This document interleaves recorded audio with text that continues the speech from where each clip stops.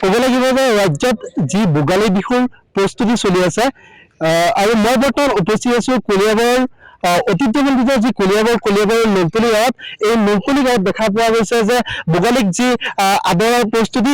মোৰ সতীৰ্থ সাংবাদিকক দেখুৱাবলৈ অনুৰোধ কৰিম যে ইয়াৰ সামগ্ৰিক যি পৰিৱেশ এইদৰে দেখা গৈছে নলতলী গাঁৱতে ৰাজ্যৰ ভিন্ন প্ৰান্তৰ লগতে নলতলী গাঁৱতে এইদৰে সকলো ৰাইজে একেলগে ওলাই আহিছে আৰু একেলগে ওলাই আহি বেলাঘৰ সাজিবলৈ তেওঁলোকে প্ৰস্তুত কৰিছে।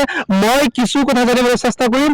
ইয়াত আছে কিছু ব্যক্তি আৰু কিছু ব্যক্তিৰ পৰা আমি কিছু কথা জানিবলৈ চেষ্টা কৰিম। হয়, দেখুৱাইছে মোৰ সতীৰ্থ সাংবাদিকে এনিবাৰ 24 দৰ্শকসকলক মই কিছু কথা জানিবলৈ চেষ্টা কৰিম। হয়, দেখা গৈছে আপোনালোকে সকলো ৰাইজে গাঁও বাৰী ওলাই আহিছে এই ভোগালীক আদৰাৰ যি প্ৰস্তুতি। কি কৰিব এই মুহূৰ্তত সোণালী আঘোণৰ সোণগুটি চপাই ভোগালী আজি আহি পালেহি অসমীয়াৰ পদূলিত আৰু সেই হেঁপাহৰ ভোগালীক আদৰাৰ বাবে আমি সমূহ নলতলী গাঁওবাসীয়ে ব্যাপক প্ৰস্তুতি আগবাঢ়িছো।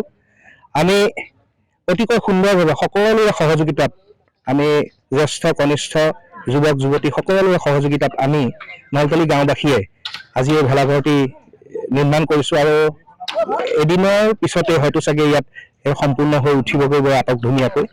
আমি ইয়াৰ উদ্দেশ্য হৈছে যোৱা 50 বছৰৰ পৰা এইখন গাঁৱত আমাৰ জ্যেষ্ঠসকলে আমাৰ অগ্ৰজসকলে এই অনুষ্ঠান ভাগ কৰি আহিছে আৰু ইয়াৰ দ্বাৰা সম্প্ৰীতি আৰু অসমীয়া জাতীয় সত্তাৰ যি সম্প্ৰীতি সেই সম্প্ৰীতিটো অক্ষুণ্ণ ৰখাৰ ব্যৱস্থাই আৰু লগতে আমি সেইদিনা প্ৰীতিৰ ভোজ ভাগ আমি 17 জানুৱাৰী তাৰিখে আমি কৰিম বুলি ভাবিছো। কাৰণ হৈছে 17 জানুৱাৰীত আমাৰ মহান শিল্পী জ্যোতিপ্ৰসাদ আগৰৱালাদেৱৰ শিল্পী দিৱস হিচাপে আমি আয়োজন কৰোঁ। এইটো আমাৰ বৰ সুবিধাজনক এটা দিন হৈছে আৰু সেইবাবে আমি তাৰ উপলক্ষে আমি গাঁৱৰ সৰু সৰু কণ কণ শিশুসকল যুৱক যুৱতী আদি কৰি এটা সাংস্কৃতিক কাৰ্যসূচী ৰাখিছো। তাৰপিছতে আমি সকলোৱে মিলি এটি প্ৰীতিভোজ খাম বুলি ভাবিছো আৰু এনেধৰণেই আমি এইবাৰ ভোগালীক আদৰিবৰ বাবে প্ৰস্তুতি চলাইছো।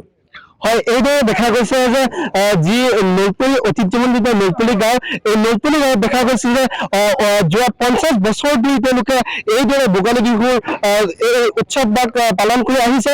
আৰু কিছু ব্যক্তি আছে, তেওঁলোকৰ পৰা আৰু কিছু কথা জানিবলৈ চেষ্টা কৰিম।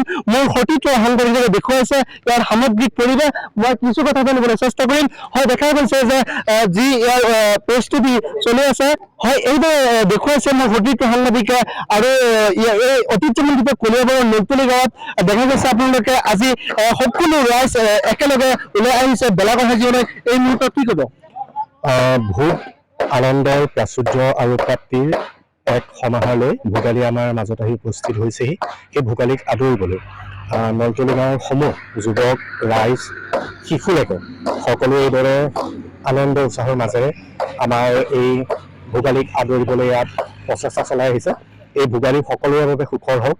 এই ভোগালী প্ৰত্যেকৰ মাজলৈ প্ৰত্যেকৰ বুকুলৈ সম্প্ৰীতিৰ এক ভাৱধাৰা, এক নতুন একতাৰ ভাৱধাৰা সকলোৰে অন্তৰলৈ বোৱাই আনে, ইয়াকে কামনা কৰিছো। হয়, এইদৰে দেখুৱাইছো কলিয়াবৰৰ যি ভিন্ন প্ৰান্তত ভোগালী বিহুৰ যি প্ৰস্তুতি, এই প্ৰস্তুতি আদৰিছে আৰু তেওঁলোকে ভোগালীৰ যি এই দৃশ্যাংশ দেখুৱাইছে মোৰ সতীৰ্থ সাংবাদিকে। আৰু ইয়াত দেখা গৈছে যে এইদৰে ইয়াত একেলগে সকলো ৰাইজ ওলাই আহিছে, একেলগে ওলাই আহি সকলোৱে একেলগে আৰু ভোগালীৰ যি ভোগৰ উৎসৱ ভোগালী এই সকলোৱে লগে লগে এসাঁজ তৃপ্তিৰে খাবলৈ এইদৰে দেখা গৈছে যে তেওঁলোকে ব্যস্ত হৈ পৰিছে আৰু মই দেখুৱাইছো সেই দৃশ্য। কলিয়াবৰৰ পৰা নেকিবুৰ ৰহমানৰ প্ৰতিবেদন, এনি ভাৰত 24। নিবিৰ নিবিৰ কিনো অনবৰত লাগি থাকা? ক'তনো লাগি আছো? ইমান সময় হ'ল বাথৰুমতে সোমাই আছ। তোৰ আজিকালি কি হৈছে বাবা? কথা এটাও ভালকে নাপাত।